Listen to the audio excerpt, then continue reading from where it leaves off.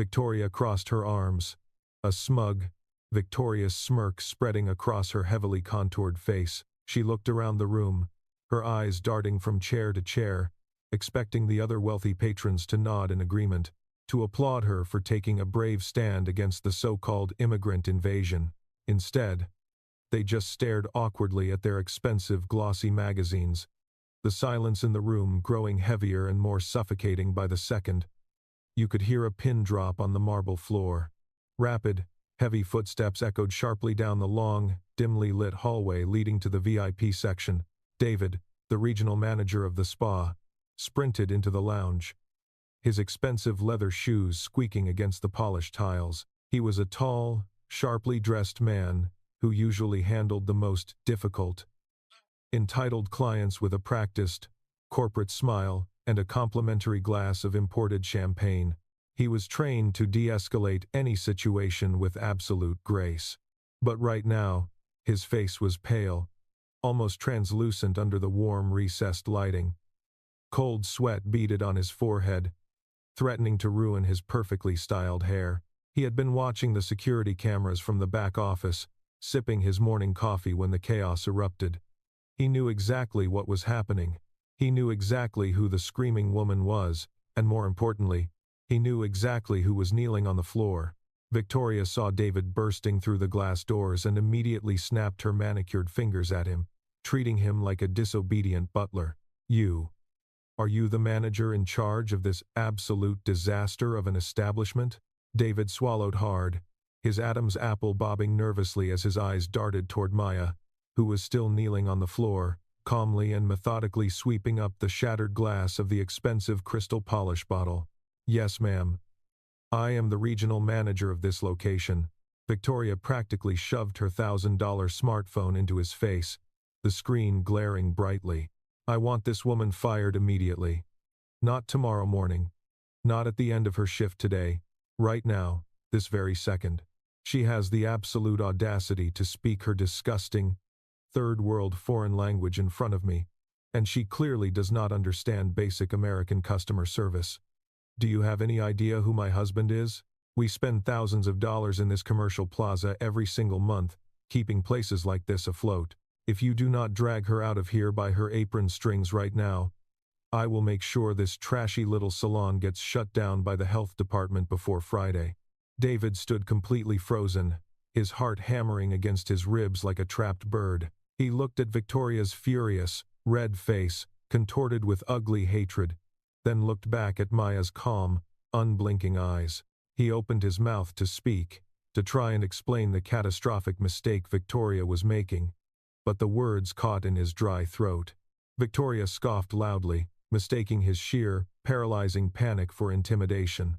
She genuinely thought David was terrified of her husband's imaginary wealth and local social connections.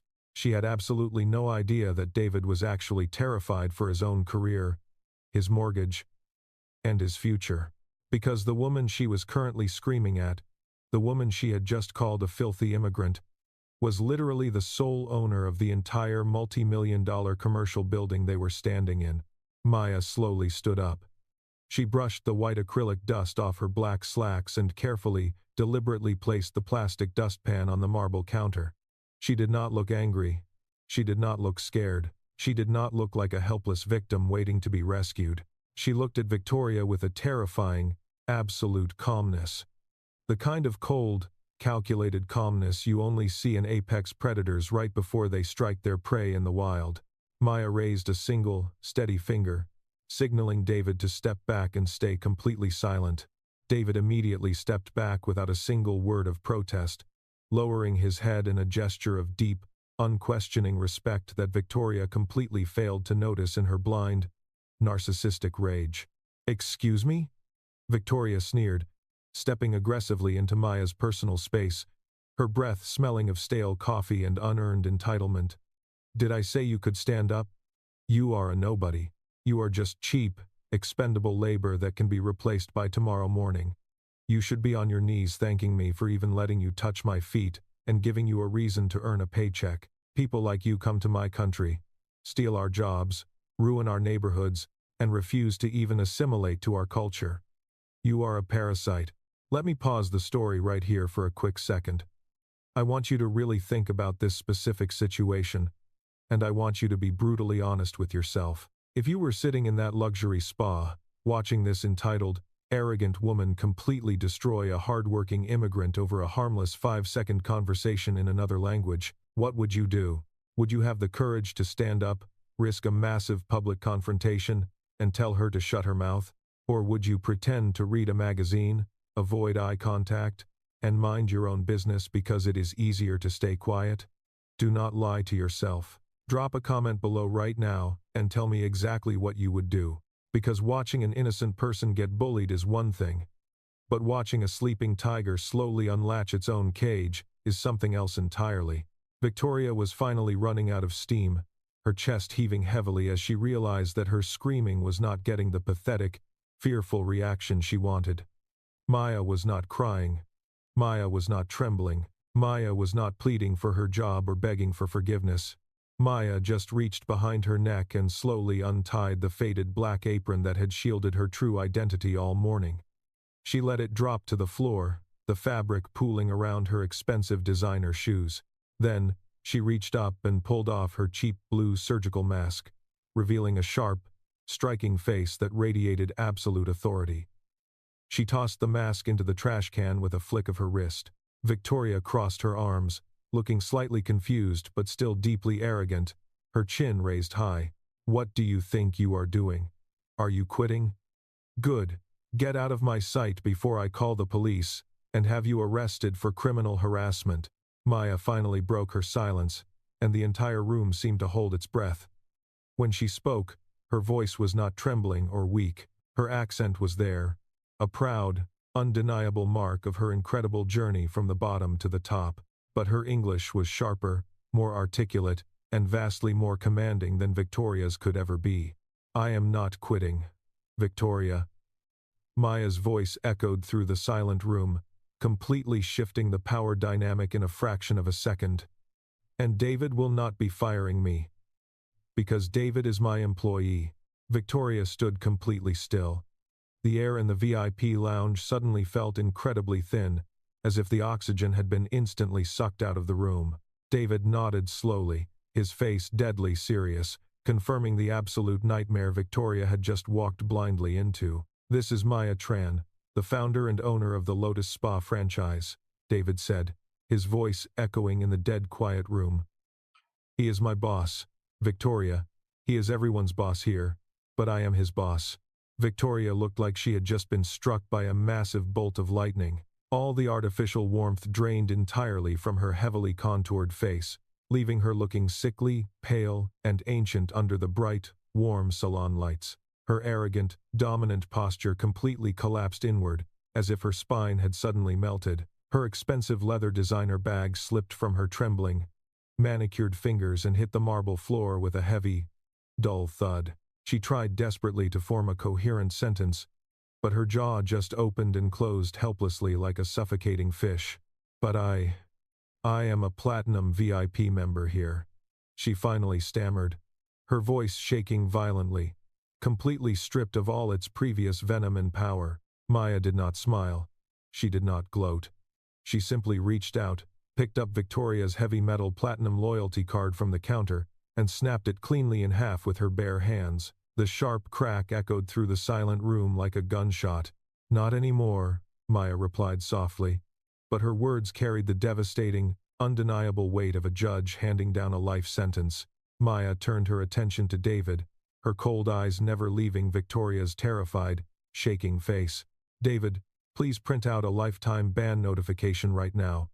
I want this woman permanently blacklisted from all 50 of our locations across the country, effective immediately. Flag her name, her home address, her credit cards, and her license plate in our central security database. If she ever sets foot on any of my commercial properties again, I want her immediately arrested for criminal trespassing. Victoria gasped loudly, clutching her chest as if she was experiencing a physical heart attack. You cannot do this to me. I will sue you. I will take everything you own and destroy this place. Maya let out a short, cold laugh that sent absolute chills down the spines of everyone watching in the room. Sue me for what, Victoria? For refusing service to a hostile, unhinged patron who verbally assaulted my hardworking staff and created a toxic, dangerous environment? Let me give you a free legal consultation, since you clearly need one. I built this entire empire from a $42 investment in broken, bleeding fingernails. I scrubbed floors on my hands and knees while people exactly like you treated me like invisible dirt. I know the law better than you know your own reflection. Under Title VII of the Civil Rights Act, what you just did today is a textbook case of discrimination. You loudly demanded the immediate termination of a junior employee purely based on her national origin and her native language. If you even try to sue me, my corporate legal team will drag you through the court system so thoroughly that your wealthy husband will have to sell his precious sports cars just to pay your legal fees. I have this entire ugly incident recorded on our 4K security cameras with crystal clear audio. I have 30 witnesses in this room right now who watched you act like an absolute monster. So please, Victoria, call your lawyers. Make my day. Victoria looked wildly around the room, desperate for a single friendly face, desperate for anyone to defend her, but there was absolutely no one. The wealthy women, who had been sitting quietly reading magazines just moments before, were now standing up, holding their smartphones high in the air. A dozen camera lenses were pointed directly at Victoria's panicked, sweaty face. The red recording lights were blinking steadily in the dim room. She was going incredibly viral, and not in the glamorous way she ever wanted. She was about to become the internet's newest, most hated, and most humiliated villain. Her prestigious social life, her exclusive country club memberships, her husband's fragile business connections, they were all going to burn to the ground by tomorrow morning when this video hit the local news. Two massive, heavily muscled security guards in sharp black corporate suits stepped into the VIP lounge. They did not say a single word. They simply stood on either side of Victoria, their physical presence an undeniable, terrifying threat. "Ma'am, it is time for you to leave the premises," one of the guards said, pointing a thick finger toward the exit. Victoria practically scrambled to pick up her designer bag, her hands shaking so violently she could barely hold the leather handle. She looked at Maya one last time, bitter tears of sheer, unfiltered humiliation ruining her expensive mascara, leaving ugly black streaks running down her pale cheeks. Maya just stared back, her expression completely unbothered, utterly victorious, completely owning the room. "Do not ever disrespect my people again," Maya whispered, her voice slicing through the heavy, suffocating silence.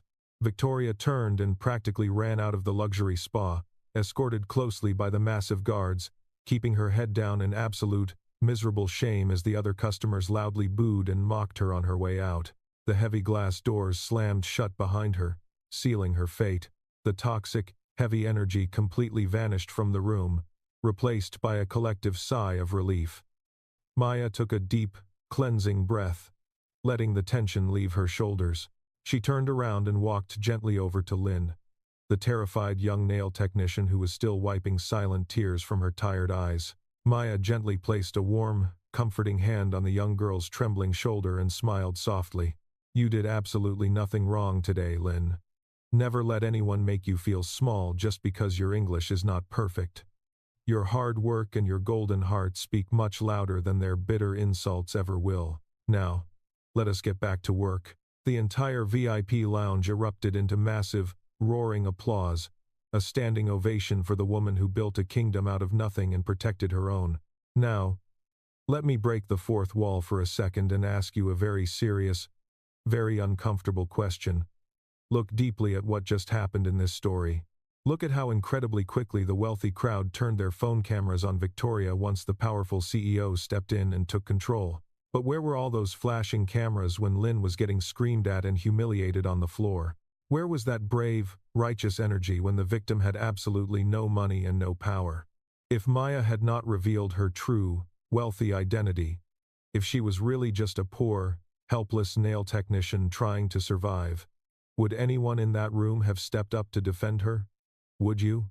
If you were sitting comfortably in that plush leather chair, watching an innocent immigrant get verbally destroyed by a wealthy, racist bully, would you actually risk your own comfort to stop it? Or would you sit there in cowardly silence, pretending to read a magazine, waiting until it was perfectly safe to join the winning side? Search your conscience. Do not lie to yourself. Drop a comment below and tell me the brutal, honest truth about what you would actually do in that exact moment. And if you truly believe that absolute justice should always be served, no matter how much money someone has in their bank account, hit that subscribe button right now to join our community, because the world desperately needs more people who stand up in the dark, not just when the bright lights are turned on.